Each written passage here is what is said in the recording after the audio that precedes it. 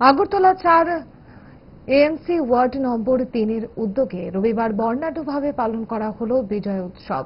এ উপলক্ষে বরজলা মণ্ডল অফিসের সামনে থেকে একটি বিশাল মিছিল বের করা হয়। মিছিলটি 3 নম্বর ওয়ার্ডের বিভিন্ন এলাকা পরিক্রমা করে।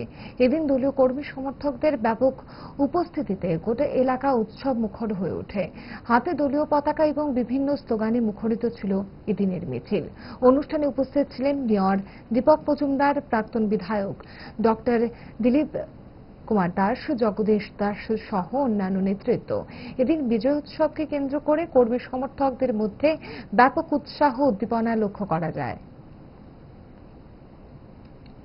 আমাদের 3 নম্বর ওয়ার্ডের যে কাউন্সিলর এবং mayor in council Jagadish Das পুরো ব্যাপারটা বলেছে, কিন্তু এর একটা অন্তর্নিহিত যে ভাবটা আপনারা লক্ষ্য করেন যে একটা দক্ষিণপন্থী বা মধ্যপন্থী যে একটা দল ভারতীয় জনতা পার্টি, আজকে 22টা স্টেটে আমাদের ভারতীয় জনতা পার্টি প্রতিষ্ঠিত এবং পশ্চিমবঙ্গে এটা কখনো ভাবতে পারেনি কেউ যে মানুষের এত ক্ষোভ ছিল তৃণমূল সরকারের বিরুদ্ধে।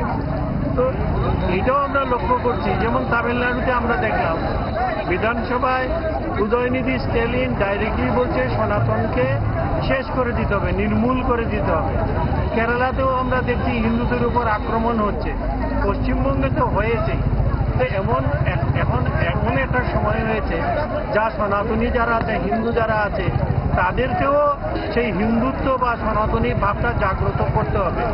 আমরা একটা সহনশীল ধর্ম, এটা কারো কোনো ক্ষতি করে না, আক্রমণ করে না, কিন্তু এই নিরীহ সৎপথে থাকা এর উপরে আক্রমণ হচ্ছে।